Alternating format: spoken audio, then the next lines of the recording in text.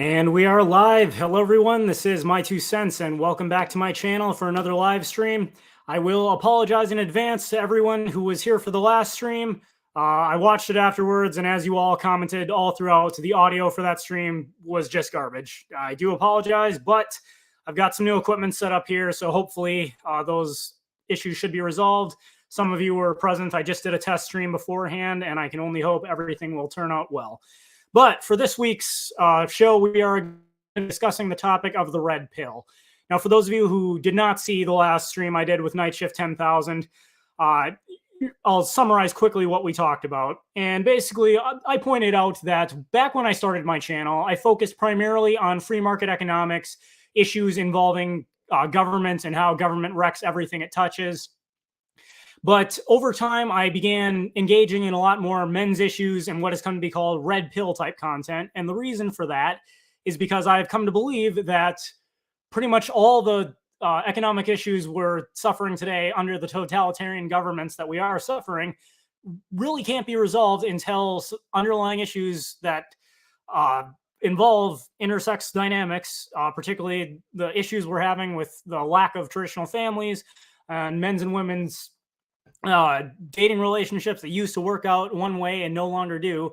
And a lot of the issues of expanding government we have stem from the fact from those issues. And in fact, those issues have been orchestrated by totalitarian governments with the intent of taking away more and more freedom from individuals.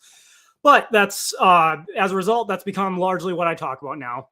And I mentioned last stream that I've become frustrated with a lot of the criticism I'm seeing within against what's called the red pill, because those that are criticizing it either don't understand it or they are deliberately picking the most extreme, worst versions of it in order to try and smear everybody who accepts the red pill as adhering to that. And pretty much to explain, the red pill is pretty simple.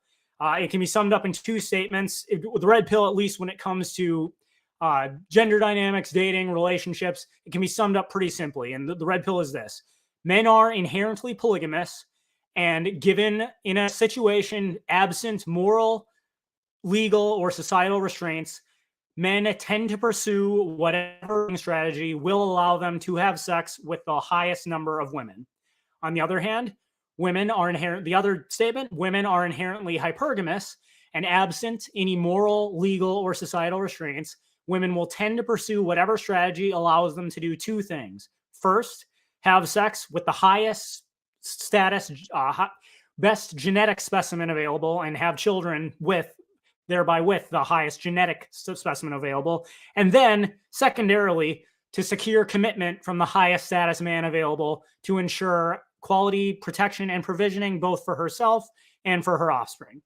And as Morpheus says in The Matrix, all I'm offering is the truth, nothing more. So the red pill is not a prescription for how men should behave. It is merely, this is how intersex dynamics work. Now, what you choose to do with that information is entirely up to you. Within the community that has come to be called the red pill, there are many other communities. You've got men going their own way, which I consider myself a part of. You have the pickup artists, or PUAs. You have the so-called black pill, or the self-identified incels, and many other communities that take this information and draw drastically different conclusions about it. But the red pill itself is merely that truth. This is how men and women tend to behave, and all men and women have this innate nature. Now, that doesn't mean all men and women always make the same decisions under the same set of circumstances, but this is how they tend to behave. Now, I found this particular podcast on a YouTube channel run by a woman named Jamie Hanshaw, and she brings on a dating coach named Adam Lane Smith. Here, I'll go ahead and add this up here. And they seek out to debunk red pill lies that are told to men. Now, I was absolutely floored when I watched this, and I felt compelled to respond to it. And a couple of other red pill content creators already have. Specifically, I became aware of this because it was covered on Undead Podcast. But I'd like to take a stab at it as well. And one thing I'd like every listener to consider is the reason I think the red pill is so important is because we are living in a post-feminist culture where feminism has been the primary engine through which government has sought to tear down the traditional family and make everyone more subservient to the state. As a result, if you are a man living in the West, the government does not care about you. Society at large does not care about you. and they will attempt to guilt manipulate you into doing things that are not in your best interest, but are in the best interest of women as a whole and women's preferred dating strategy, and are in the best interest of the government. Now, anytime someone tries to criticize the red pill, I would ask, if you're someone who's considering these ideas, I want you to ask this question: if you follow the advice or statements of the people criticizing the red pill to its logical conclusion, is it going to benefit men as individuals, or is it going to benefit women as a whole? So when listening to Jamie and Adam here, ask yourself the question: if you accept what Adam has to say or Jamie at face value, is what they're preaching here going to benefit men as individuals, or is it going to, by and large, benefit women, and men who may suffer simply don't care about? So without any further ado, let's get into this. Hello and welcome to Out of This World. I'm your host, Jamie Hanshaw, and today I have a super extra special guest for you, Adam Lane Smith, who is a dating coach. And I know that's not usually the subject matter that we talk about on this channel, but I think you guys are really going to enjoy this because a lot of the genres are bleeding into each other. And I have been looking into this red pill stuff for quite a while, and a lot of it is very funny, a lot of it's very confusing, a lot of it's a lot of lies, and that is okay. Now remember, like I said, the red pill itself, just because you accept the red pill does not mean you are a pickup artist. It does not necessarily mean you're a MGTOW or a black pillar or an incel or any of those other groups. The red pill is simply the truth about men and women and how they tend to behave when it comes to their innate strategies for getting married, having children, dating, all those things. Now, another thing I'd like to point out, Mr. Lane Smith here is a dating coach. And I took a look, before I got started here, I took a look at his website. And like most other dating coaches out there, he's selling a course, an online course that you can buy for about $500. And he also is selling individual and couples consultations. One package, the first package that you find on his site being approximately $7,000. Now, I've said it before, and I stand by this. I firmly believe virtually 100% of so-called dating coaches are scams. Now, does that mean that there's nothing you can learn from dating coaches? No, not necessarily. But just ask yourself, if you're struggling with dating, do you really think it's worth $500 for a course, thousands of dollars for consultations to learn some kind of magic bullet that's going to improve your dating life? Or do you think the information you need, by and large, you can probably find by doing a little bit of detailed research online at your local library? Heck, maybe purchase 3 different books for $10 to $15 each. I virtually guarantee any information you are going to get from Adam Lane Smith in that $500 course or his $7,000 consultation, 10-session consultation, you can get all that information for free online or by purchasing a few books. Do you really think he's got some kind of magic bullet? And also bear in mind, the average surgeon in the United States makes something like $150 to $200 an hour. Do you really think it's worth, or even thousands of dollars to learn about dating? Again, that's only a decision. It can't technically say it's a scam. That's a decision only you as the consumer can make. Certainly, Mr. Lane Smith is free to charge whatever he thinks his time is worth. But you, the viewer, do you really think you can learn the secrets of dating for that much money? Or like most of these online gurus, whether they're wealth gurus or health gurus or dating gurus, do you think they're just spitting up information you can get for free online and selling it to you for way overpriced? Let's continue. what attracted me to your tweet. I saw your tweet about red pill lies to men, and it was so poignant. And it's funny because red pill, back in my day, it used to mean something from the Matrix. You know, did you take the blue pill or the red pill? And the red pill is truth, and the blue pill is you remain in the Matrix and the lies. But then somehow it got co-opted to mean that the red pill was the truth about women, right? And okay, co-opted. You haven't really revealed anything there. Everyone at this point knows the term red pill comes from the Matrix. And yes, it's that iconic scene where Neo is offered either the red pill or the blue pill by Morpheus. But again, remember, What Morpheus says at that point is, all I'm offering is the truth, nothing more. The red pill is not a prescription about how men should behave in response. It is, as she said, the truth about women and the truth about men to a degree. The fairy tale you've been sold about how women are sugar and spice and everything nice, and all a woman wants is a nice guy who's gonna, treat her well and buy her stuff, just do everything right, and you're guaranteed to have a successful dating relationship, a successful marriage. Women don't like bad boys. Disney fairy tale, yada yada. That's the blue pill. The red pill is, look, men and women have specific natures. These natures stem back hundreds of thousands of years to when we were living in caves and without modern technology. What is the best way to reproduce and ensure the survival of us as individuals and our species? That's what the red pill is. Well, let's keep going. How all women are like that, meaning they're all hypergamous, they're all selfish, they're all gold diggers, they're incapable of... Okay, I don't want to pause too much, but I want to point out something.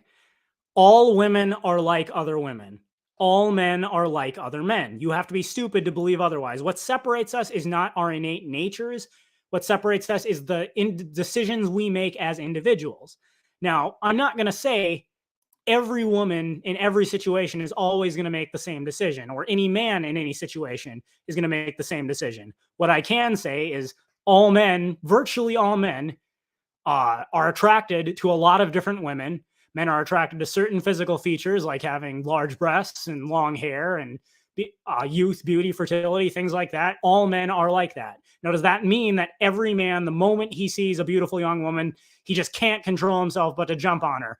Of course not. Men are individuals that can make their own decisions, but will any healthy man who sees a young, beautiful woman desire to have sex with that woman? Yes, that is obvious to anyone who's lived in the world for 5 minutes.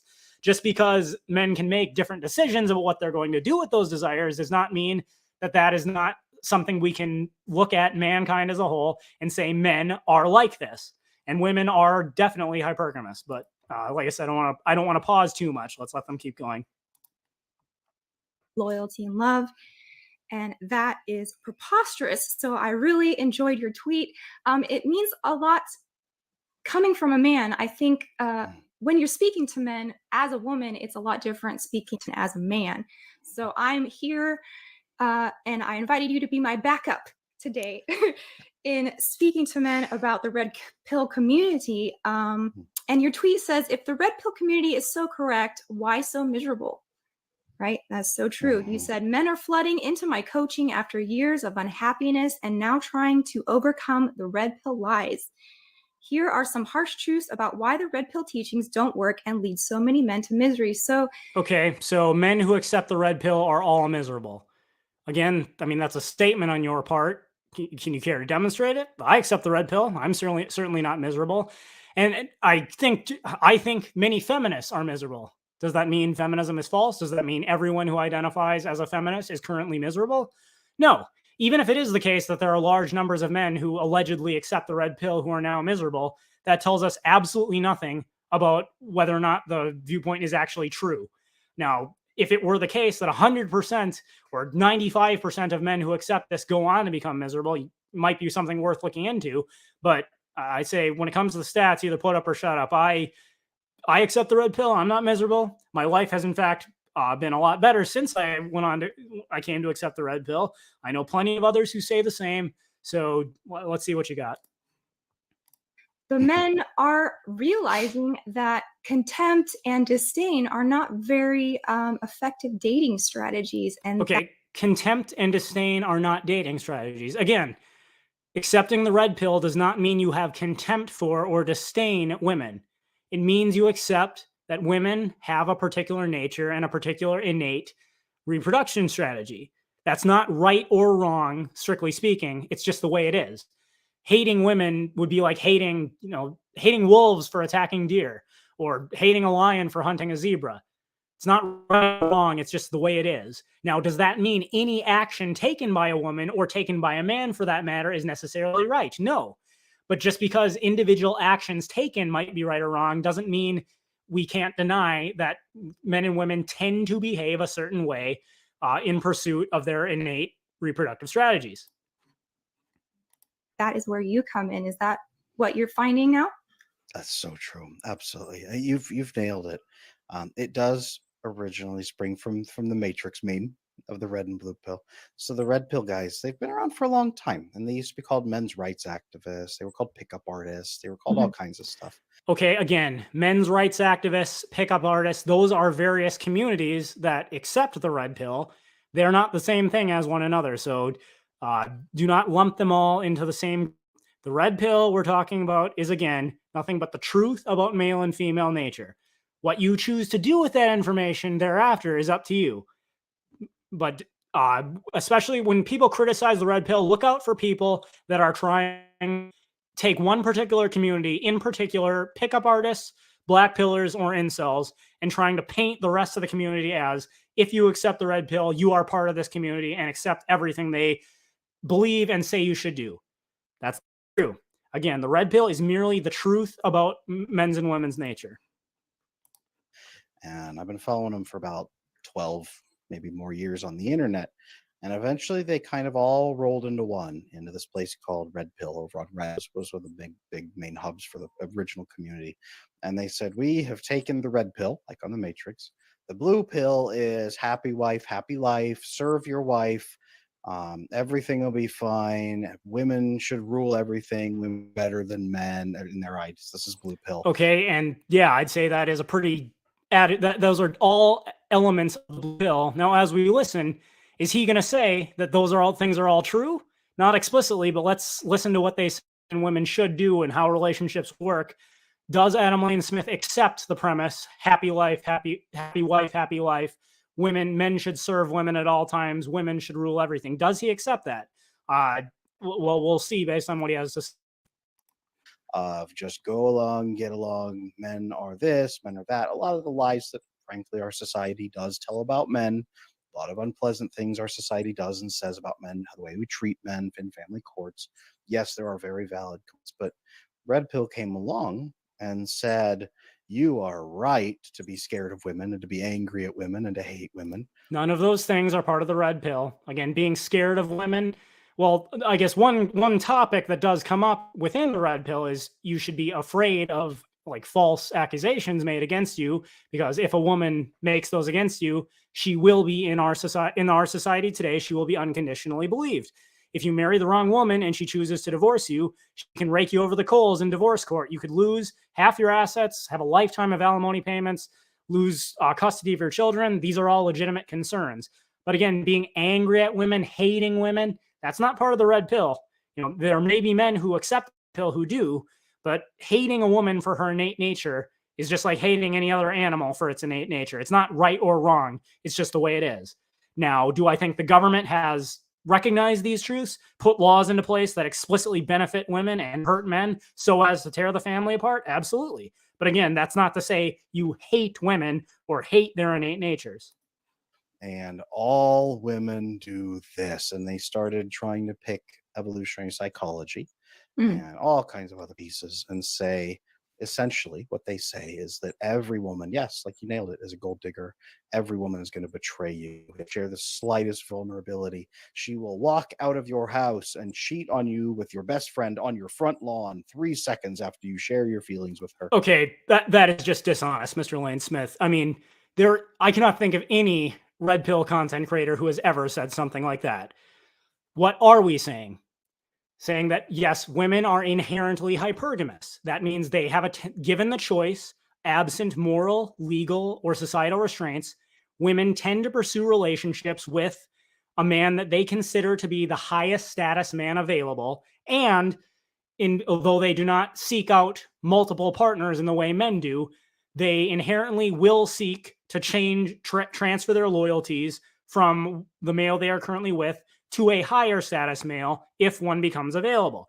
Now, that does not mean, again, that does not mean every woman is going with certainty to cheat on her man. What it does mean is that if a woman is with a particular man and another man comes along that she perceives for whatever reason to be higher value, she will feel the innate drive, though not necessarily act upon it, to transfer her loyalties to the other man. Again, to say that she will certainly do that, no one's saying that. What we are saying is that her innate nature will drive her to do that. And if you have a society structured such that laws and governmental policies reward women for doing that, of course they're going to go with their with their innate drives and do something like that. Now, and just this super extreme, if you are vulnerable to your woman at all, she's going to walk right out of the house and cheat on you with your best friend 3 minutes later. No one is saying that. What we are saying is that women are innately programmed to value strong men. If you show weakness or emotional vulnerability to your wife, to your girlfriend, you try to be her girlfriend and share your deepest emotional concerns, she will inherently see that as weakness.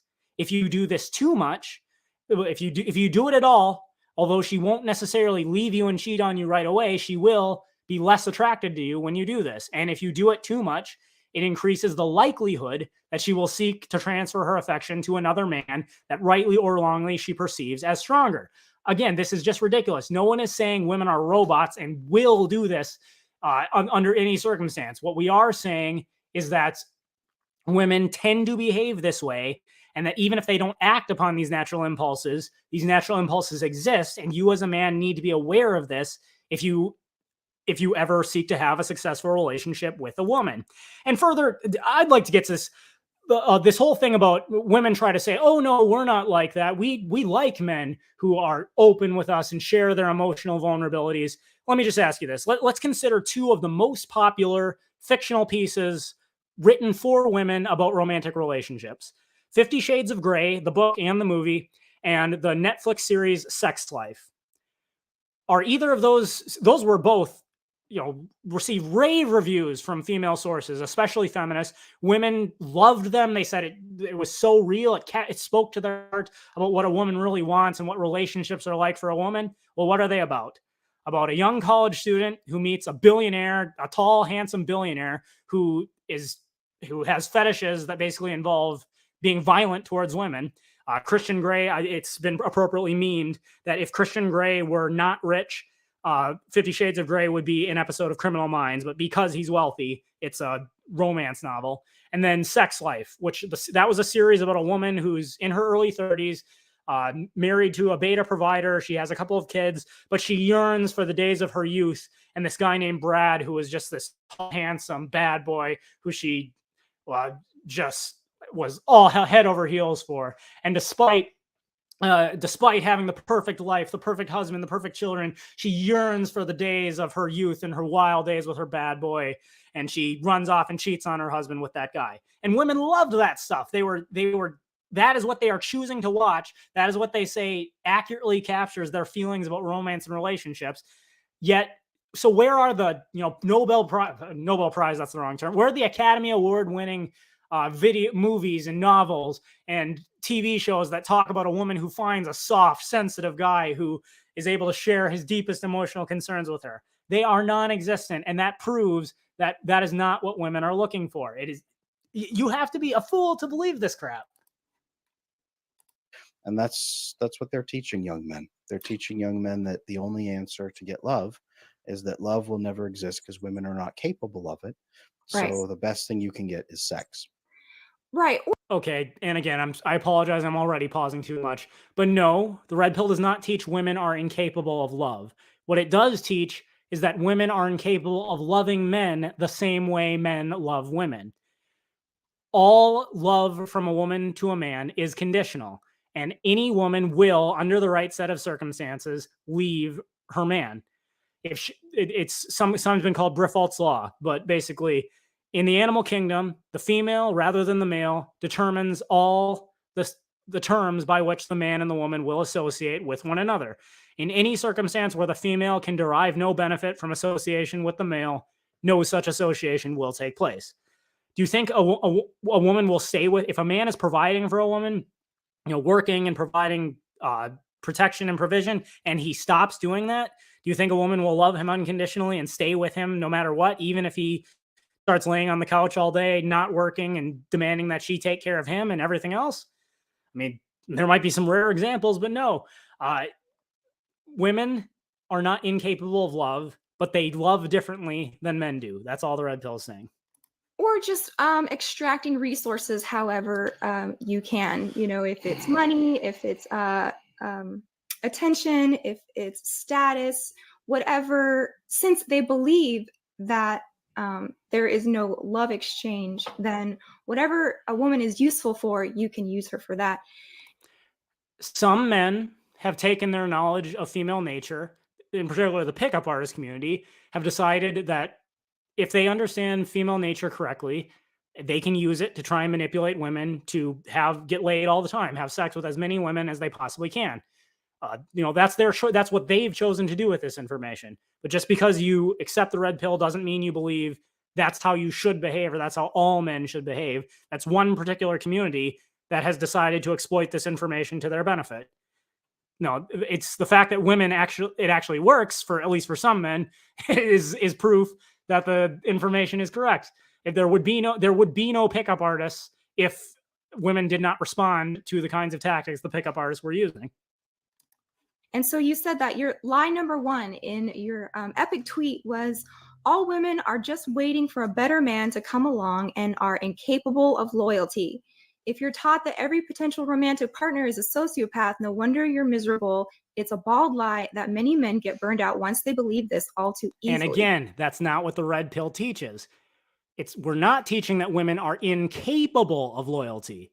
What we're teaching, we're observing the truth that women are biologically hardwired to, whenever able, transfer their loyalties from their current man to a higher status man who are able to provide either good genes for children or better protection and provision.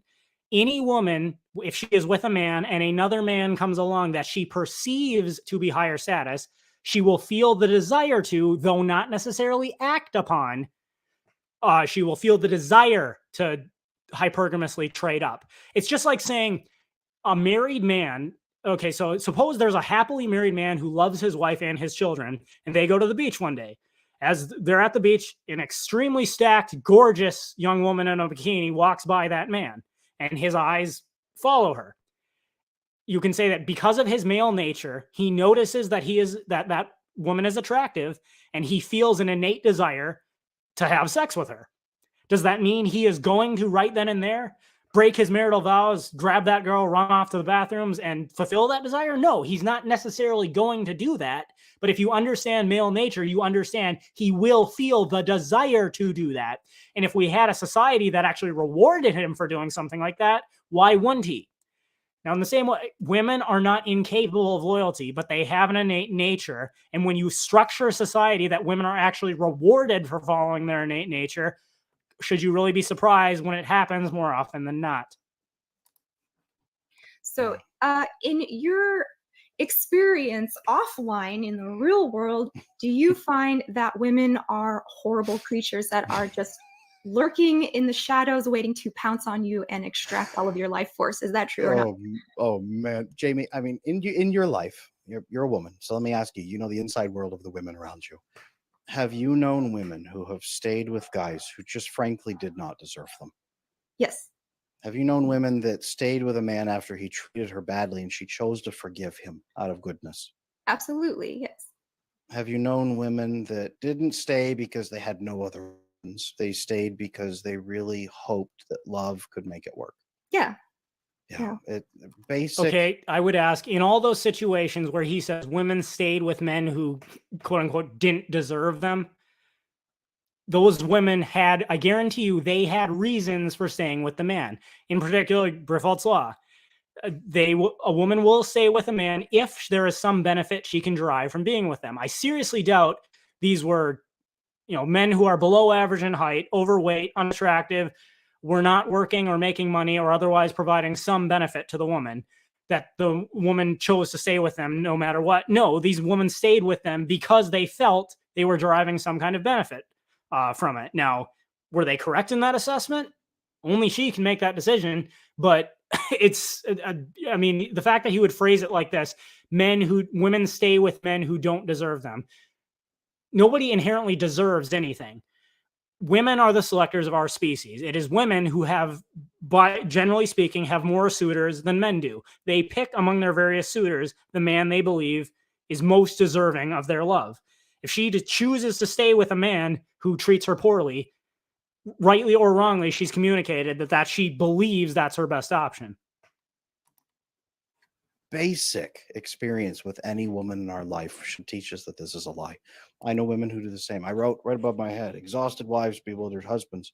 One of the biggest patterns I see in divorce is the woman stays for a long time hoping that the man is going to change, begging him for emotional intimacy, for change, for growth, for more love, for more connection, more compassion.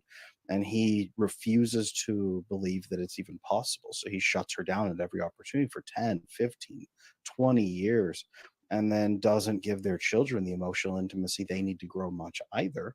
And she, broken heart through all those years, eventually gives up on him.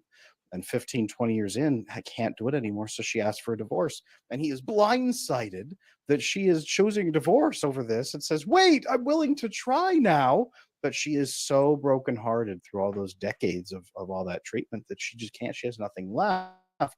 So then, essentially, what he's saying here is that when women divorce men, by and large, it's the man's fault, because for 15 to 20 years, she tried to get him to change and he just wouldn't. She had no choice. She had to divorce.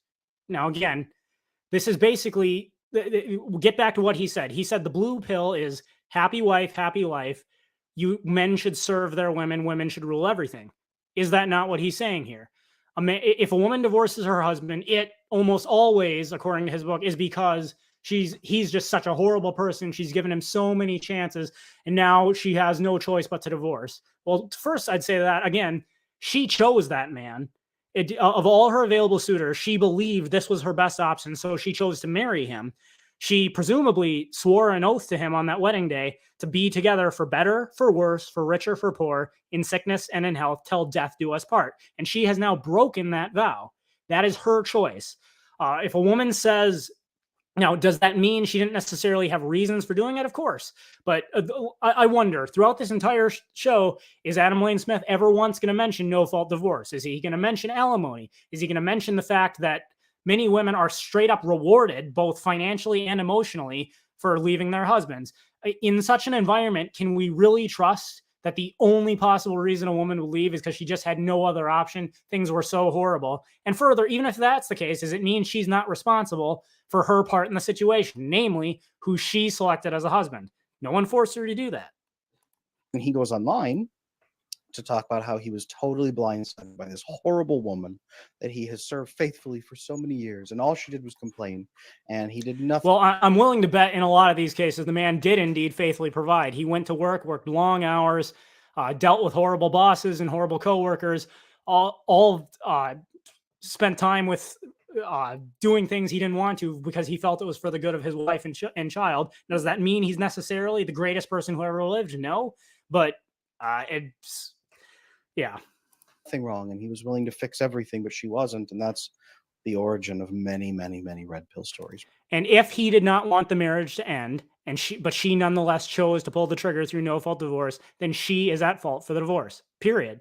No one forces a woman to divorce, or a man for that matter, but women do initiate the vast majority of divorces, 70% or more, and that number is about 90% or more if the woman is college educated. Right there that we read online. That's where that belief is coming from. So in your relationship counseling, well, I have this theory. It's not really my theory, but it's something that I've noticed is that a woman will make her needs, wants known, and the ways that you are disappointing her, ways you're hurting her, the ways her needs aren't being met for so long. And then she stops trying to fight. And that is the phase of the relationship. Now you're in the yellow zone. Now you're in danger. If she is not angry at you anymore, if she's not expressing her needs, her wants, you're kind of like a dead man walking at this point. Okay, does that basically amount to say, do what I want or else? I'm making my needs met. I'm making my needs known. You better do this or else I will leave you. I mean, that's effectively the woman saying she wants to be in charge of the relationship, which, if you understand the red pill, no woman is going to be happy leading the marriage. That is not how relationships are structured. Women have an innate desire to be with a strong man and strong lead. Strong men have the ability to tell their wives no. If you give your wife everything you want all the time, it will not likely lead to her respecting you. It will lead to her seeing as you as a lapdog, and she's not going to find that satisfying.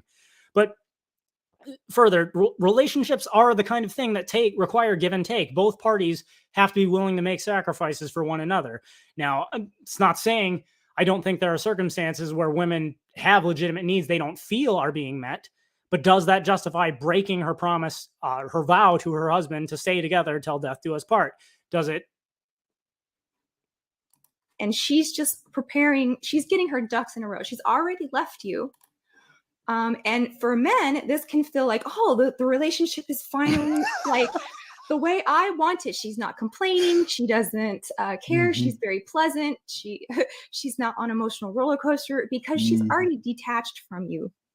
And I'll bet what she's doing, if she's already left you, she's already detached. One thing that the red pill community is famous for saying is a woman will not leave one relationship until she's already started another, emotionally, if not physically. She's lining up plan B. I seriously doubt there are many women out there that actually pull the trigger for divorce until such time as they've identified someone that they think is a better option and is within their grasp. Now, whether or not they're correct in that assessment is a separate matter. But if you're saying this is how women go about it, they detach and then divorce later, you're only reinforcing that the red pill is correct about female behavior. Dude, right? Is that correct? Absolutely. Absolutely. Then, Jamie, let me ask you as a woman, what, if any, is the road back from that? Let's say there's a woman who has children and she's that upset because he is not connected to her, but he's also not connected much to their children. And she's feeling that. She's got into that dead zone. Have you seen any way back from that? I have, but I'd like to kind of compare notes with you of what you've seen. Yeah, as a woman, I think And I would say when it comes to interactions with the children, again, women are the selectors of our species. They are the ones that pick from a variety of suitors to decide who they think is best suited to be a husband and a father. If you did not vet your potential partner for his capacity to be both a husband and a good father to your children, that is again on you. Doesn't mean you're responsible for the things your partner does or doesn't do. It doesn't mean that women lobbied, they were offended by the historic practice where a woman's father chose her husband. They wanted to pick their husbands themselves. Okay, great. You have that freedom. Now you have to live with the consequences when you pick a bad man. As long as she's still sleeping in the bed next to you, you have a chance. It grows smaller every day by you not addressing the issues that need to be fixed. But if she's there, she is still waking up every day hoping that you see the light, hoping that you have your Scrooge moment where you wake up on Christmas morning and say, I'm going to be different from now on. And she gives you all that time. And by the time she has served you divorce papers, you've had 10 years to correct the problems that you knew were there. Okay. And again, she's basically just reinforcing the idea that the only reason women divorce is because their husbands are horrible people. Women would not, basically, if you'd just done everything right, there's no way she would have divorced you. I mean, come on. Do we really believe that? Are women just innocent angels who never make bad decisions? Does it have nothing to do with the fact that we live in a society where they are actually rewarded for doing it, both financially for one, and they will inevitably find a community of other women that will rally around them, tell them they're so brave and wonderful for getting a divorce and lay all the blame on their husband. That's just ridiculous. And one thing I've noticed is that if children are involved, once children get involved, women usually push for more from the man, not for her own sake, but for children's sake. She usually, she could accept lower emotional intimacy, low bonding, low connectedness, low value, low cherishing. She can accept that sometimes for herself, but for her children, she can't. And there's such hormonal changes, oxytocin. Again, women only leave for the good of their children. Why don't you look up the statistics of children raised without a father in their life and then tell me whether or not it's ever a good idea to rid your children of their father? That she's never got before, all of that hope, that love she wants more for her kids. What I've noticed is that tends to burn women out really badly, is when you don't give your kids what she has been longing for and what she wants them to have. So the answer I have found usually is if she's gone silent on you the answer usually is not to try to fix it with her first. It's usually to try to fix it with the kids first, Hmm. to show her that you love the kids and to build yourself into a good father for the children. And when the kids start thriving, then you are fulfilling her real hopes, not for herself necessarily, but for the kids. That seems to be the only time she cracks that door open for her heart again, so that you can then Mm. go into the marriage. It's usually kids first. Mhm. Does that Something I just want to add here. At the end of the day, the only person you can control is yourself. They keep pushing this idea. The only reason women divorce their husbands is because their husbands are horrible people. Basically, if you're listening, if you've been divorced, it was your fault, because there's no way she ever would have divorced you unless you were a horrible person. Now, I would say this. I think in any situation, in any relationship, friendship, romantic relationship, wherever the case may be, if there is a problem, it behooves both partners to be able to look yourself in the mirror and say, is there anything I could do to try and fix the problem? The reason for that is because the only person you control is you. You cannot control other people. And to walk into a marriage with the belief that if you just do everything right, your wife will never divorce you, is to basically make her like a robot. So long as I follow the right, push the buttons the right way, she'll always respond the same way. She's not an individual capable of making her own decisions. And that is an incredibly disrespectful view of women, in my opinion.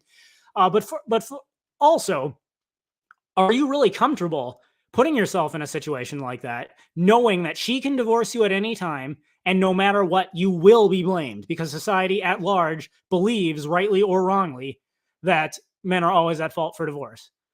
Again, I asked you to consider before we started this, if you adopt the viewpoint of Adam Lane Smith and Jamie Henderson here, is it going to benefit you as a man, or will it by and large benefit women as a whole, with you possibly being on the raw end of a bad deal?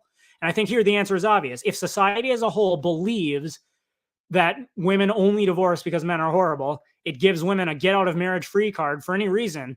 They know that no matter what their personal reasons for divorcing, society will believe them when they say that their husbands are bad people. And their husbands, you as the husband, no matter what you do, no matter how hard you work, no matter what you do to try and please her, at the end of the day, she can divorce you. You can't stop it. That's no fault divorce. I still haven't heard them talk about no fault divorce yet. And you will get the blame, and you will be sustained by society. Tell me, is that a good deal for you? Or is that, shut up, you stupid beta, get back in your cubicle and pay your taxes? I think we all know the answer. Does that connect with what you've experienced or what you've seen as a woman? Yes, a woman will do anything for her children. I think even put herself in a position where she's not having her needs entirely So met. a woman will take her children's father out of their lives, even knowing that children raised without a father in the home are statistically worse off in many different ways. Self-deletion, problems in school, education, further children. If she brings a stepfather into their life and stepbrothers and stepsisters, it greatly increases the chances that they will undergo serious crimes against them. But yeah, she'll always do what's best for her children. If they're okay, then she's okay. And a lot of people from the red pill community like to throw out this statistic that women initiate 70% of divorce. They initiate 80% of divorce. They initiate 110% of okay, divorce. let's get specific here. The statistic, which no one I've heard is disputing, and I don't think she's disputing here, 70% of all divorces are initiated by women, and that of marriages where the woman is college educated, 90% of those divorces are initiated by women. That is a fact. And again, women are individuals responsible for their own choices. If they choose to divorce, they are responsible for their decision to divorce. A man that they chose, mind you, doesn't mean they're responsible for the behavior that their partner took, but they are responsible for their decision to divorce. A woman saying he forced me to divorce him because of all his bad behavior is fundamentally no different than a man who hits his wife and says she made me hit her because of her bad behavior. Other people don't make you do things, you choose to do them. It's all the women initiating the divorces nowadays, and for fun too. They just do it for fun. Oh yeah, just because they're bored and they want a little bit of excitement. So I might as well break up my entire family for no reason because I'm bored. Yeah. Well, but I would say women who divorce always have reasons for doing it. Are those reasons necessarily the reasons they give in public?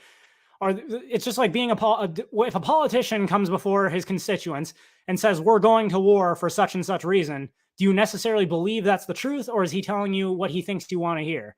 And in the same case, a woman will always have reasons that she gives publicly for why she divorced. The question I always ask is, would she still go through with it if she didn't, one, have the ability to do it unilaterally through law without having to prove that she is an aggrieved party in some sense? If she didn't know with pretty much certainty she was going to get full custody of the children, that she was going to be granted alimony payments for life, additional child support payments, that if she accused her husband of, doing bad things to her, that she would be unconditionally believed without any evidence, would she still go through with it if all those things weren't the case? I think this is kind of ridiculous, and a statistic is not a truth. Right. So a statistic does not inform what the reasons were behind that. So just because 70 or however many percentage of women are initiating the divorce, it doesn't mean that they are the ones at fault. That is garbage, Jamie. Again, if they chose to divorce, they are at fault for choosing to divorce. They made the choice. No one forced them to do it. Now, does it mean they are responsible for the things their partner did in the relationship? No. Your husband is responsible for the things he does. You are responsible for the things you do. If you choose to divorce, that is your choice. You must own it. If I were to say otherwise, I would be reducing women to just being robots who just have no choice in the matter. All they can do is react to their situation. And that is a incredibly disrespectful, condescending view of women, in my opinion. Is that true? Absolutely. So when I say 70% of women initiate divorce, yes. And as we just talked about, it's usually after those women have completely given up on that. Yeah. Women initiate 70% of divorces, but it's always the man's fault. So should we assume the truth in the reverse? In the 30% of divorces where men divorce, is it always the woman's fault? I mean, imagine the public out. If I were to say, okay, look, 30% of divorces are initiated by men, but in 100% of those cases, it's the woman's fault. We all know that men never divorce their wives unless their wives are horrible people who are just terrible, and they gave them chance after chance over years, and they just wouldn't change. So they had no choice but to divorce. Of course not. If a man divorces his wife, he's called a dirtbag, abandoning your family. He's probably cheating on her with another woman, and he doesn't care about his children. He's just an all-around horrible person, abandoning his woman, breaking his vows. But when a woman does it, she only does it for righteous reasons. He must have been a horrible person. She must have done everything she possibly could to save the marriage, but she just couldn't. These are unjustified assumptions. You have to look at each individual circumstance. And further, again, women are individuals capable of making their own choices and therefore responsible for those choices. Whoever her husband was, she chose him out of a variety of suitors as the one she felt was best suited to be a husband and a father. And then she made the decision to end the marriage in violation of her marriage vows. Her decision, she has to own it. Now, when the red pill guys come in and say they're doing it for fun, they just don't care. They'll do anything for their own. Again, a lie. We aren't saying that. She has reasons. The question is, would she still go through with it? Were family courts not stacked heavily in her favor? Would she not be financially? If she were not financially and emotionally rewarded for doing it, would she still go through with it? That's what I'd like to see. They don't give a crap about you at all. When I say later on, and I get so much flack for this, but when I say that the red pill paints every single woman as a sociopath or as someone with an extreme personality disorder, this is what I mean. They say women just initiate divorce for fun because they just don't care. They're just not willing to try. And lies. Provide me a direct quote from an actual red pill content creator. Come on, Adam. It's not true. Women will endure so much hardship and horror for their family and the people they love, as long as you love them. And we talk a lot about feminism on the show on the side of I'm pretty much anti-feminist because I think you're anti-feminist, sure. Yet you support the idea that women only divorce for righteous reasons and men are always at fault for divorces. But you're not a feminist. think the roots of feminism are anti-family and anti-natalist. Yeah, and we see how it's working out with no-fault divorce and other government policies absolutely destroying families. People are getting married less. Those that are getting married have a higher risk of divorce. I mean, come on. And we've done hours and hours and hours of the occult roots and history of feminism going back hundreds of years. So I kind of know what I'm talking about. But the red pill guys like to blame feminism for every problem. And you mentioned the children. And so I wouldn't blame feminism per se. Like most problems, I blame the government. I believe feminism is the tool that the government has used to expand its own power over us. But that's, that's my opinion, not necessarily something that every other red pill content creator would agree with explicitly. one of these issues that they have is that men are treated unfairly in divorce court or when it comes to visiting or visitation with their children. But what I've seen is the men aren't invested when they're there anyways. So they don't want to help with the child rearing. They don't want to help with the babysitting. They don't want to change the diapers. They don't want to do anything. Yeah, men are horrible fathers, so women divorce them. Again, I'd like to see that actually borne out. Can you prove that all women who divorced their husbands were horrible fathers? It may be the case in some cases. When the kids are taken away, then they're suddenly, oh, my kids, I can't see them. But you didn't care about them before. And I think a lot of those men are just trying to get empathy. Oh, so all men are lying. Basically, the men who complain that they were treated unfairly in divorce court, that they weren't given access to their children despite wanting it, they're just lying. They're just all horrible people because women only ever divorce because their husbands are horrible people and horrible fathers. They're all lying. Again, what is the agenda these two have? Have they talked at all about no-fault divorce? Have they talked at all about how family law is actually structured? Have they talked about the financial incentives when divorce, how when a woman is friends with other women who get divorces, the chances of them divorcing goes up? These are all things that the red pill content creators have been talking about for years, but you're not mentioning at all. You're saying this is you're debunking red pill lies, but all you're saying is that men are just generally horrible people, and that's why the divorce is so horrible. If men were just better people, there would be no divorce. Seriously? By that. Keep in mind, I think this will be for you. Mm-hmm. Red pill is just radical feminism for scared dudes. Right. That's what red pill is. Yeah, it's the other side of the coin. That's all it is. I'll repeat myself again. The red pill is accepting the truth about male and female nature, and by extension, recognizing how government policies that have deliberately been put in place to exploit male and female nature to the benefit of women and the destruction of the family affect you as an individual. What you choose to do with that information is up to you. 10% on this side screaming at the 10% of this side, the 80% of us in the middle saying, what are you two smoking?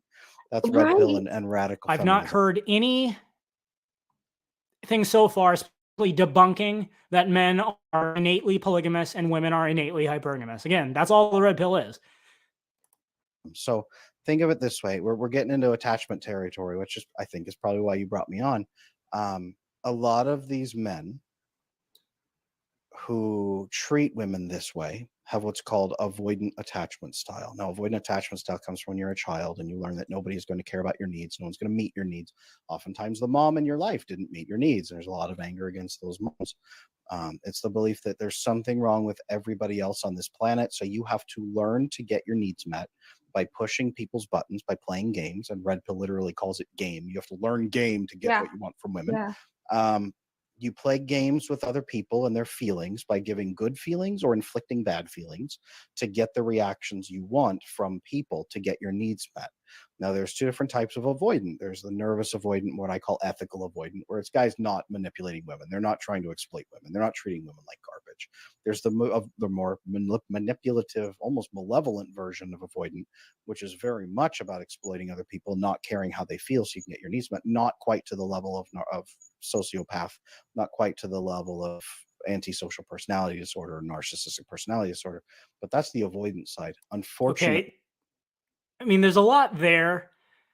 The first thing I'd like to say is, does any male living in the West in today's day and age honestly believe that society at large cares about your problems? That if you go into the public sphere, whether that be on the internet or at your university or at your workplace, and you try to talk to people about the emotional and physical problems you're going through, that you're going to receive overwhelming support and people coming to your side saying, we care about you as an individual and we want to help you? Absolutely not. If you're a woman, absolutely. But if you're a man, absolutely not. You've accurately described how society feels about individual men. And this is proven by the fact that you've already said that you believe that men are always at fault for divorce. Really? Have you talked to any of these men? Have you listened to their concerns? Have you reached out to help them and get through that situation and feel better? No, you just said you believe all men are responsible for divorces all the time because the only reason women divorce is because men are horrible people. By even everything you said so far proves you do not care about the struggles of individual men. So I'd say if red pill men believe that society by and large doesn't care about them, they are correct. Second, I'll say all relationships, all of them, are transactional in nature. No one is just platonic friends with, much less a romantic partner with someone, unless they derive some kind of benefit from it. Is that manipulation? I wouldn't say inherently, but this idea that men should, it's inherently wrong of men to be interested in relationships because they're looking to get something from a woman makes them inherently evil. I mean, what do you really think women don't manipulate men to get what they want? Come on. There are a lot of men who have what we call anxious attachment style. And this is more women have this one than men, but a lot of men do. It's nice guy issues. I grew up trying to earn mom's approval because I don't believe I deserve to be loved. So no one will ever love me. They're hypersensitive, very insecure. And most women friend zone them because they don't seem to be men. They don't seem to be stable or predictable. And they'll be super nice when they're trying to get your love. Because they're not leaders, they're not confident, and women are biologically programmed to seek out men that are biologically advantageous, high status, and able to provide protection and provision. If you are a stereotypical nice guy who capitulates to her every whim, is willing to do anything for her, and is not willing to lead her or tell her no, she will see you as weak and not worthy of her affections, which is, of course, how the red pill sees it. Approval, but then they've done all these nice things for you and you don't respond with sex. So then they get pretty nasty and resentful, and then you back off. You're like, whoa, that was a trap. These guys never get their needs met because they can never be honest about what their needs are. So then they discover red pill sometimes after they get hurt by an avoidant woman, sometimes after they get hurt by a woman with personality disorder, sometimes just from being super lonely and having nobody ever really care about them. They discover the red pill.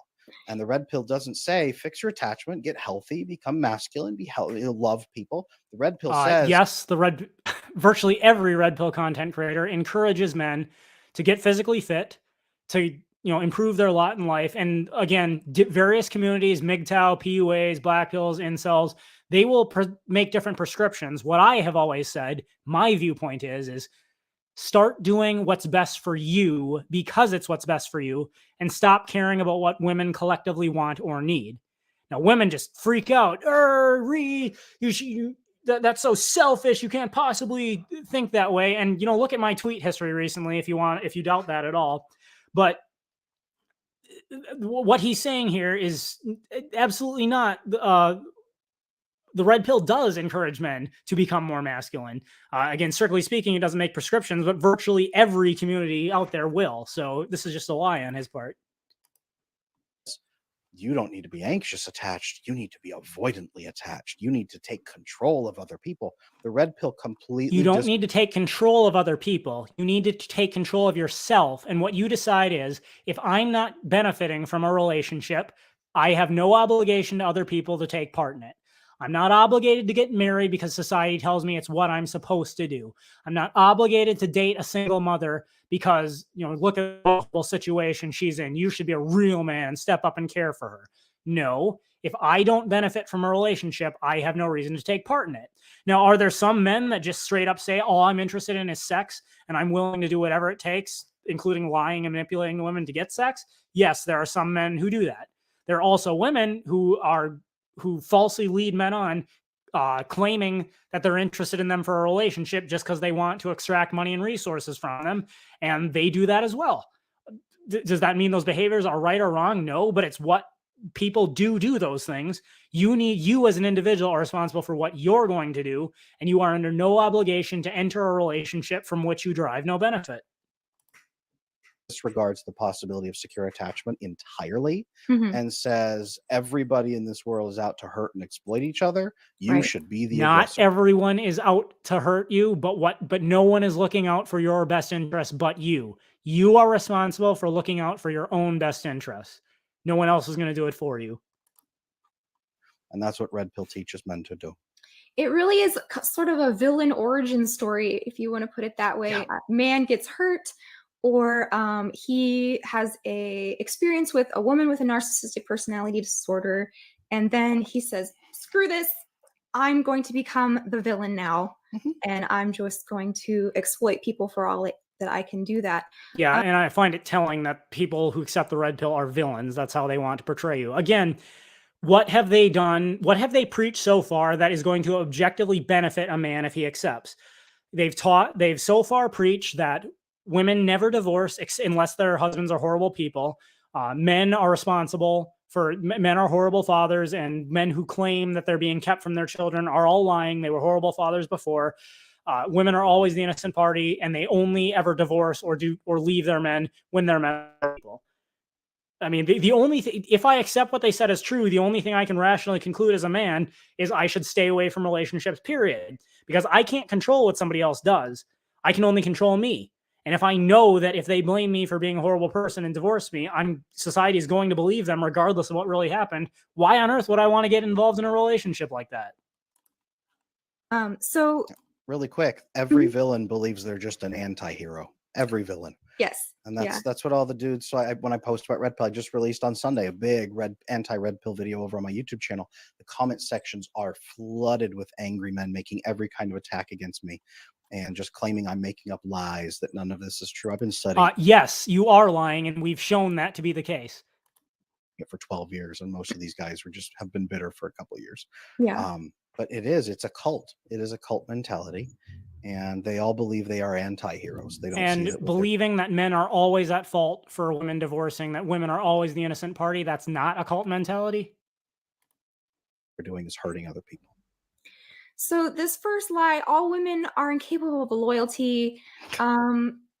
I think when they say these things, they're talking about anybody could be like that. And no one is saying all women are incapable of loyalty. That is the lie. What we are saying is that because women are inherently hypergamous, when faced with a situation where they encounter a male they believe to be of higher status than their current man, they will feel a desire, though not necessarily act upon it, to leave their man for the higher status man if they believe it's possible. And when you structure society such a way that government policy seeks to remove any consequences she might suffer for doing that, of course she's going to do it more often. Again, I already used the example. If a married man sees a young, healthy, attractive woman that he's sexually attracted to, he will inherently feel the desire to sex with her. It doesn't mean he's always going to do that inevitably, but that's how his base nature works. That men have a base nature, women have a base nature. We're not saying that women are incapable of loyalty. Disloyal, a woman could be disloyal. This isn't just a woman's problem or a man's problem, but they want to put all of these sins on women. Mm-hmm. And I think this is just a disloyal person problem, not a woman's problem or a man's problem. Right? If you look at largely how Red Pill, even if they are not just hurting women, their benevolent stances are it's white man's burden, but repackaged men versus women. It's the European Victorian era colonialization of white men as the most smart, intelligent, greatest race on earth, and it is our job to colonize others and bring them the richness of what we have created and then protect them from themselves. And that's what Red Pill teaches about women. And you just got done teaching that the only reason women do in fact initiate the vast majority of divorces, but they always do it because they're an innocent party being mistreated by their husband. And this is not a men versus women's issue.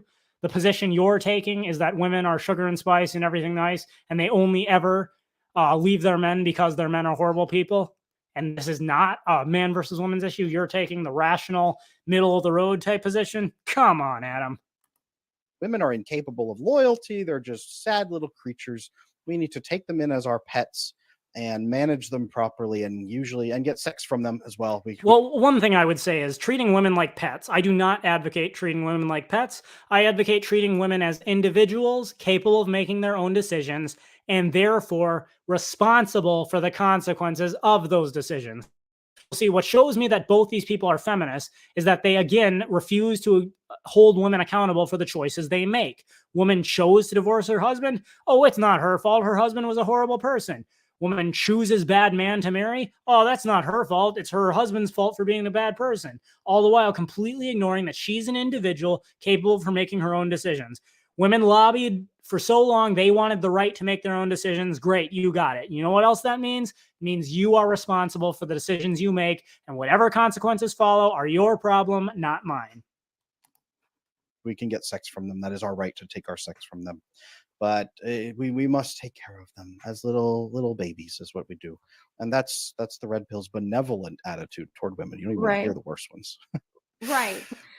So you just mentioned the sexuality. So that the line number 2 that you posted, you said she had a sex life prior to you and is proud of it and wants to go wild. She's settling for monogamy with you. And so you said a deep misunderstanding about how the female sex drive works and what women actually want. They're just like men, so they love it is a huge barrier for men. And you are spot on, because if there is anyone who has studied this knows this is not women are not just like men, and they do not want it just as bad as men. Do the research. There have been studies on this. Men, by and large, men have much higher testosterone levels.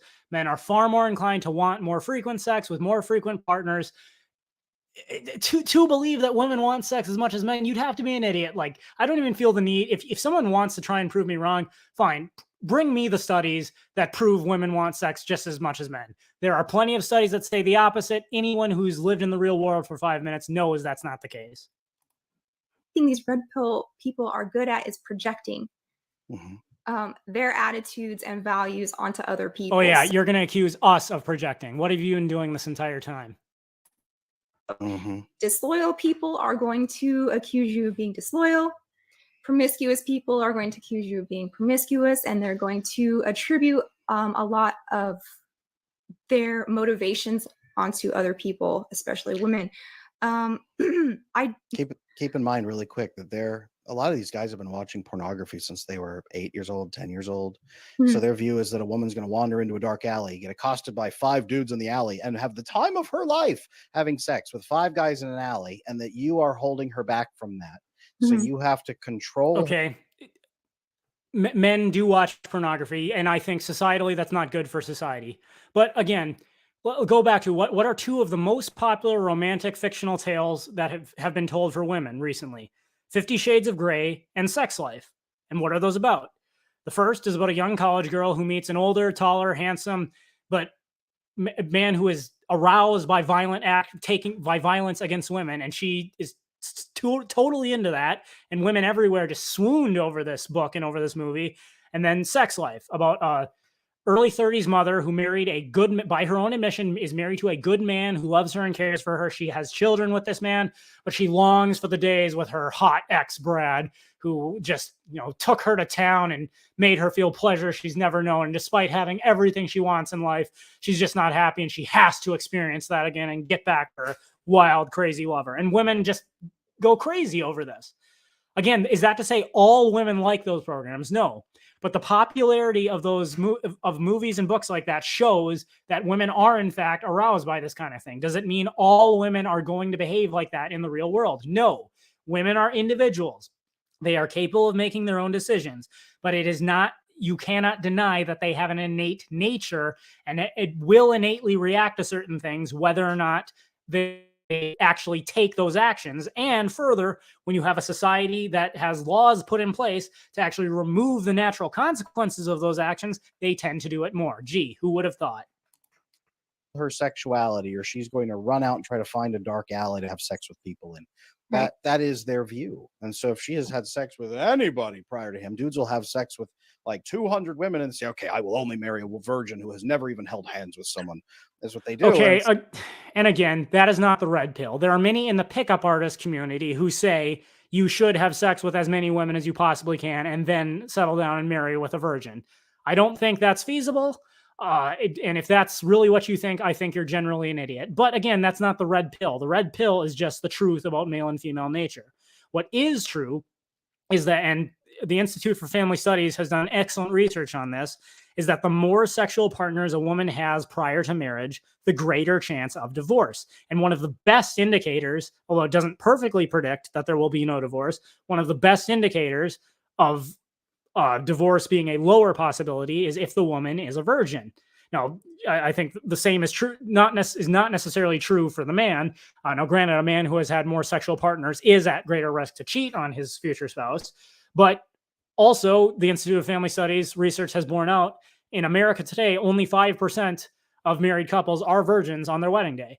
So that does prove that, one, a vast majority of women are not staying virgins until marriage, and two, the more sexual partners a woman has, the greater the chances the marriage will end in divorce. These are facts that men rationally look at and conclude it is better to marry a woman who is a virgin or at least has a much lower body count. And that's not irrational on their part. It's okay, bro. Yeah, sure. And it just doesn't work that way. At first, that's not how women function. Exactly. Typically, unless they are hideously broken on the inside and Right. very sad. Not to judge them, but very broken. Yeah. Most women aren't looking for a dark alley with 5 men in it. That's not a happy time for them. It just I did extensive work with female trauma survivors. It's not what women are looking for, trust me. And men implant their own twisted pornographic desires onto it from years of All right, pornographic. the desire in women manifests itself differently in different women. But again, what they arouses them are strong, confident men that either make them, whether they realize it or not, make them believe that they will give them healthy, strong children, or two, that giving them sex will lead to that man giving them protection and provision that will make their lives better. Those are the only two reasons women will have sex. Now, does it manifest itself differently in different women? Yes. Some women find certain alpha type behaviors very arousing. Others find it different type behaviors very arousing. But whatever the specific behavior the woman finds arousing, she finds it arousing because of her innate desire that it, in one way or another, demonstrates that this is a high quality man who will either give her strong children or that by giving him sex, she will attain protection and provision. Addiction, Mhm. and then say that's how all women are. And frankly, it's wrong. It's stupid. It's stupid. Yeah, because they're isolated with their computers and they don't interact with real people. And like you said, so they get their ideas about sexuality from porn and about women's wants and needs from that, which couldn't be farther from the Now, truth. bear in mind, pornography, male pornography, by and large, that is marketed to men, plays upon male fantasies and male desires. If you watch pornography that is appealing to men and that men choose to consume, you will learn about what truly arouses men in general. If you read romance novels, which, as Solo Knight just pointed out in the comments section, is porn for women, make no mistake, you will learn about what arouses women. I think Jordan Peterson said, if you evaluate the plot line of every major romance novel, basically there are one of 5 archetypes. The male protagonist is either a billionaire, a surgeon, a pirate, a werewolf, or a vampire. Okay, where are the romance novels that portray soft, sensitive, emotionally available man who shares his deepest inner wants with a woman? They're not there.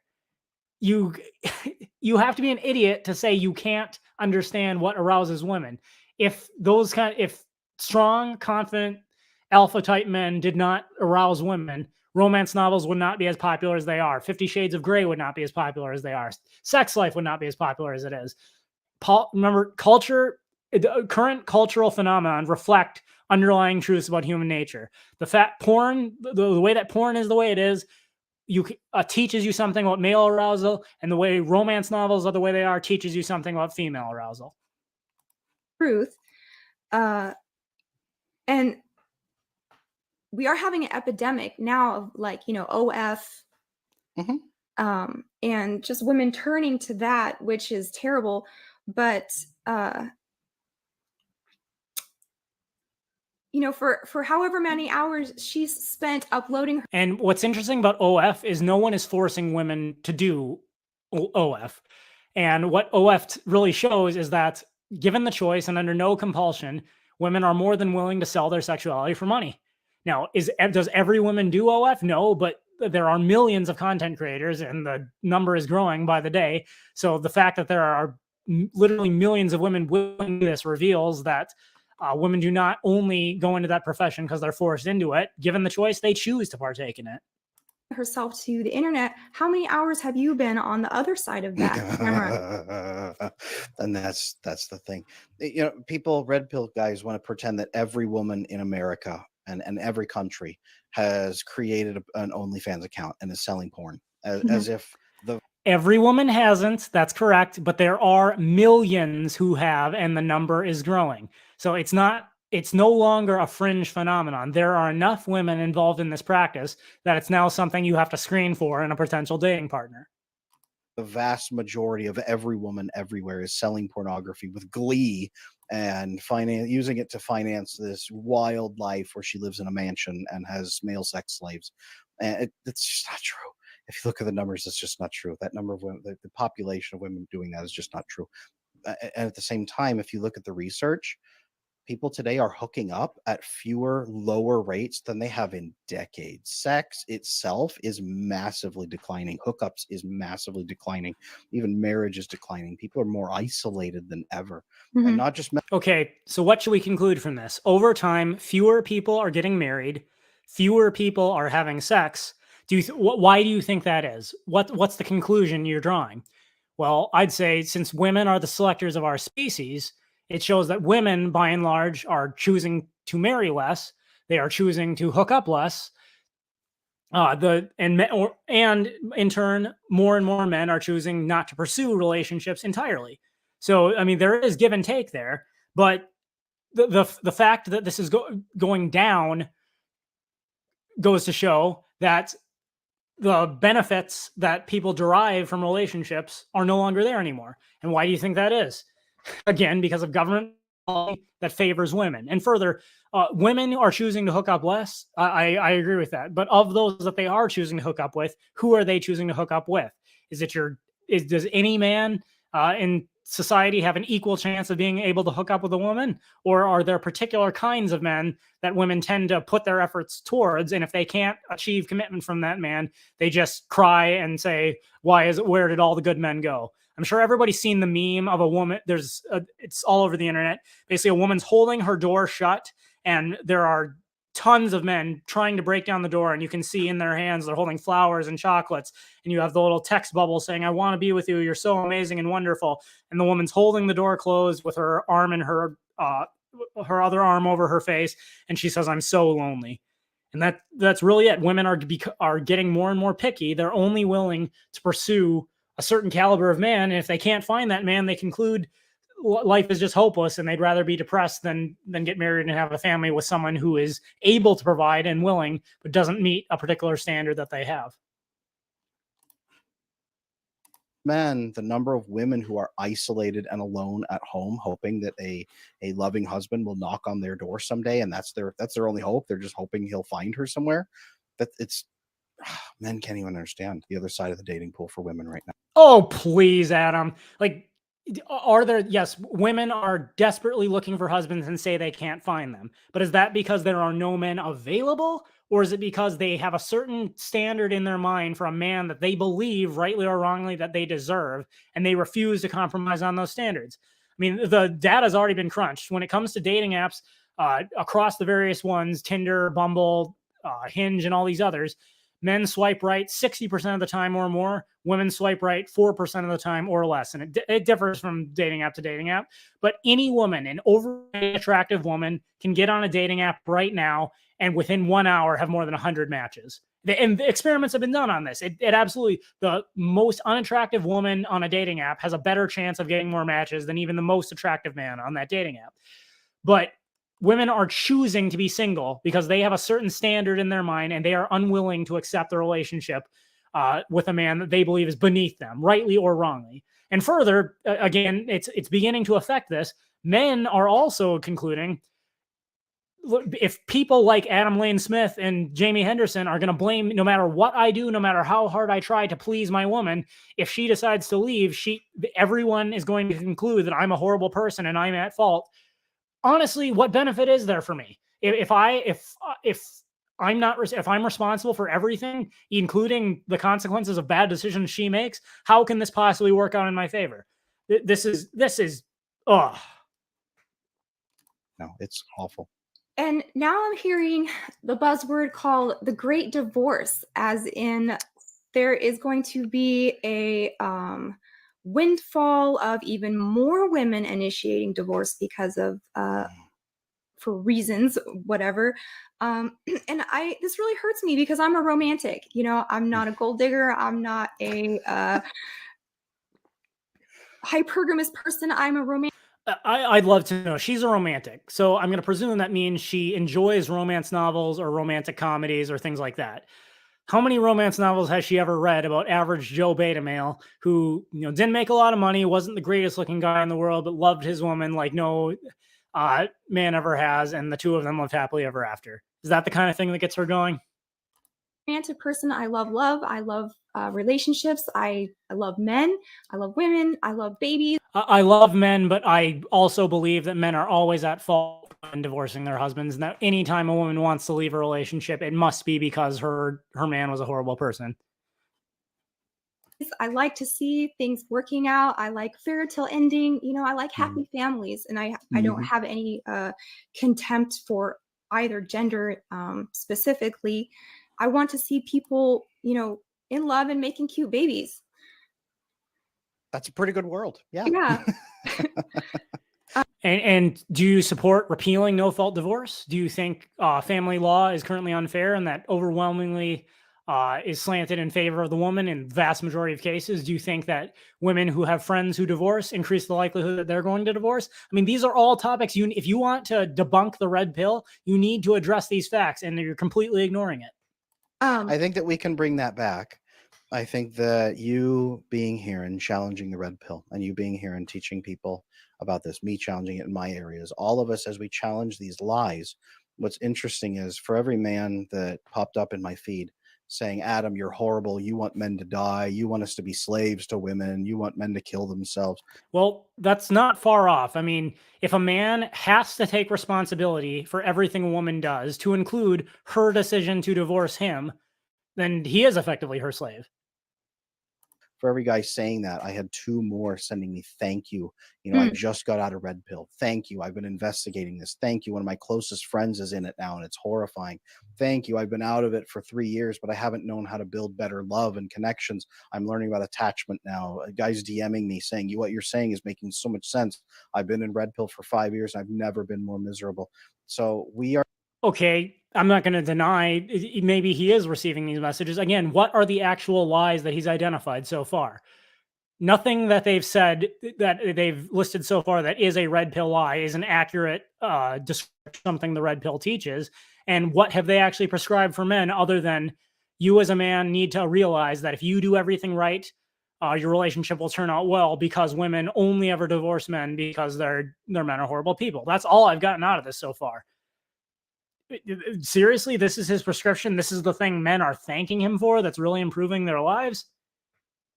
We are getting to a better place step by step. You are helping with that. You're spreading that message. I always say podcasters are the ones who are helping shape the conversation in the world right now. The future is going to look back on podcasters as the people who spread the messages, and you're going to be helping. I'm helping. Everybody out there who is talking about this and learning about it is helping. We're getting back to people in love having babies. Yeah, I am trying to help. And it's like, if I hated men, this is what I would tell them. If I wanted them to do bad and have a miserable life, I would tell them red pill things. But I don't. I love people, so I'm telling you this. So you tell them that they're at fault when their women leave them, that if so long as you do everything right, you'll have a great relationship. And if your woman did leave you, it must be because you're a horrible person. Yeah. This is not true, and that's why I invite you to help me out here. So let's get to number 3. So you said her sex life will drop off if you don't manage her through fear and pressure to make her compete for your sexual attention. This works on insecure women for the first year, but it's not love and it's manipulative. Okay, I think what that point is talking about is, again, women are innately drawn to high status men. Therefore, if a man is in fact high status as perceived by other men, it is highly likely other women will also want to be with him. And this creates a paradox for women in as much as if other women do not want their man, she concludes that he must be a low value man and is not likely to want to stay with him. On the other hand, if other women want her man, it also creates anxiety for her because she sees that he has the option to leave her and go to another woman. It's often called competition anxiety. And that is not to say that men cheating on their women is a good thing or that men ought to constantly remind their women that they could cheat if they can. It's merely a recognition of the fact that a woman's nature compels her to be attracted to a man who could cheat, although she would not want him to cheat. That's all the red pill is saying. I had a guy post red pill come to me. He's married. And he said, Adam, what do you think about this thing that red pill men tell you to tell your wife? If her low sex drive is low, you go to her and say, I am having sex tonight.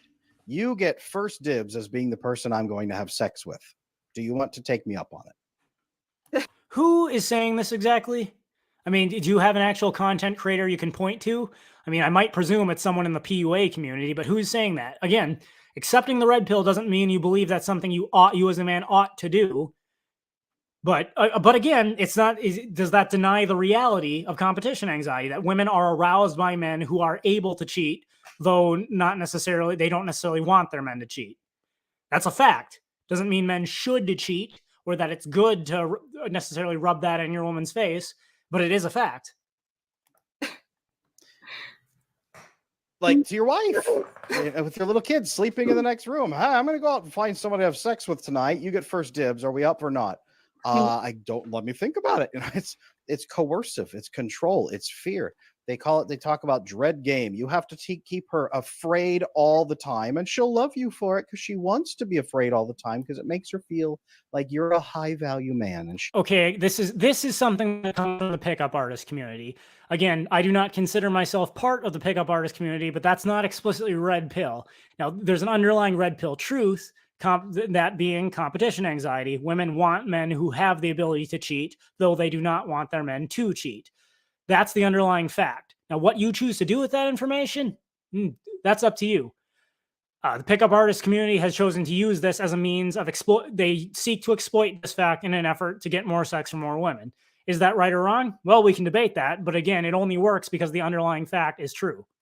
She should be afraid of losing you, so she should have all this sex with you so that she doesn't lose you. Well, that's called exploiting a woman who has anxious attachment style. Is actually what that is. That's that's prodding her abandonment issues to exploit her for sex. Is really what that is. It's evil. I mean that's evil. That's actual evil. That's very close to rape, arguably. Oh, please! You're actually going to say that's. I'm not going to say the word on my own stream, but using force to obtain sex from a woman, that's forcibly and criminally exploiting a woman's nature, understanding how a woman behaves to try and influence her to have sex with you. That is the same as a criminal act that comes down to using force against someone who cannot consent. That is absolute garbage. You really think women don't try to manipulate men to get what they want?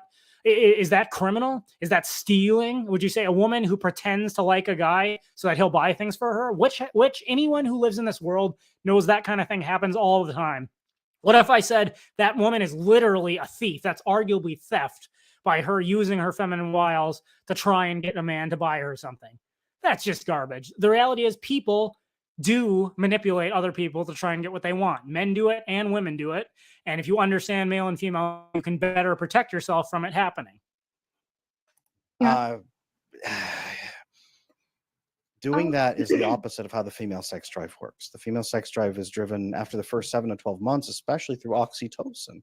And oxytocin is derived and floods you when you feel safe in the absence of stress, the absence of fear, when you trust somebody, when a man is worthy of your respect, when he cares for you, and when you feel valued, and when you feel like you are providing value to him in return. in a loving, reciprocal, emotionally intimate relationship, the female sex drive goes through the roof, and you have to Okay, again. So where are the romance novels and popular TV shows and movies that talk about the reciprocal, respectful relationship where a woman is just she's mutually respected by her husband and they're on the same page and they love each other so much so her sex drive just goes through the roof. I'll wait. Don't worry. fight her off with a stick. So if there's a sex drive problem happening, it is almost always an intimacy problem, emotional intimacy, which usually tracks back to an attachment issue in one or both of the partners. Mhm. So pretending that you just have to make her terribly afraid so that she'll have sex with you, that will eventually lead to that 70% divorce statistic. Right. Oh yes, that will lead, the man will force his woman to divorce him by undertaking this action because she's not responsible for the things that she does. All right. Well, I had hoped to get through this entire podcast on this live stream, but we've been going for about an hour and a half, and I see we're only about halfway done. So I'll tell you what, I'm going to break this into 2 different live streams. I'll hopefully get the rest done later this week.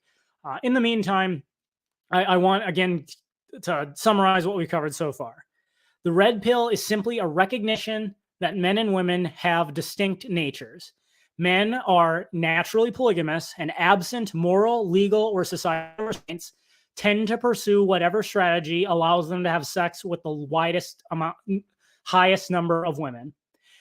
Women, on the other hand, are naturally hypergamous and, absent moral, legal, or societal restraints, tend to pursue a relationship with whatever man is both able to give her the best prospect for strong, healthy children, and 2, provide the greatest protection and provision for her and her offspring so that she can live comfortably, not necessarily in the same man. In other words, if she can move from one monogamous relationship to another with a different man who she perceives as higher value than her current man, she will naturally seek to do so. That does not mean that every man and every woman will always do this. But what it does mean is that when you live in a society with a totalitarian government that puts policies in place, specifically ones that seek to remove the consequences, for the natural consequences for women pursuing their hypergamous nature, it's not surprising that we see more hypergamous actions taken by women that wreck relationships, and that men by and large decide they want to opt out of this whole thing altogether. That's all the red pill is. Now, what you choose to do with that information, that's up to you. Some become PUAs, some go MGTOW, some, adopt the incel moniker, which I think is absolutely stupid, but that's neither here nor there. The point is, all the red pill is the truth, nothing more. First, which of these so-called red pill lies they've talked about so far even remotely accurately captures the red pill? And 2, of everything they've said, what exactly have they prescribed? What are you as a man supposed to conclude listening to them, other than women are never responsible for the decisions that they make, and if a woman leaves you, it's always because you were a horrible person? I can't see anything else, but feel free to leave your comments, and tune in later for part 2 where we will take down the rest of this. And as always, that is my 2 cents. Take it for what it's worth.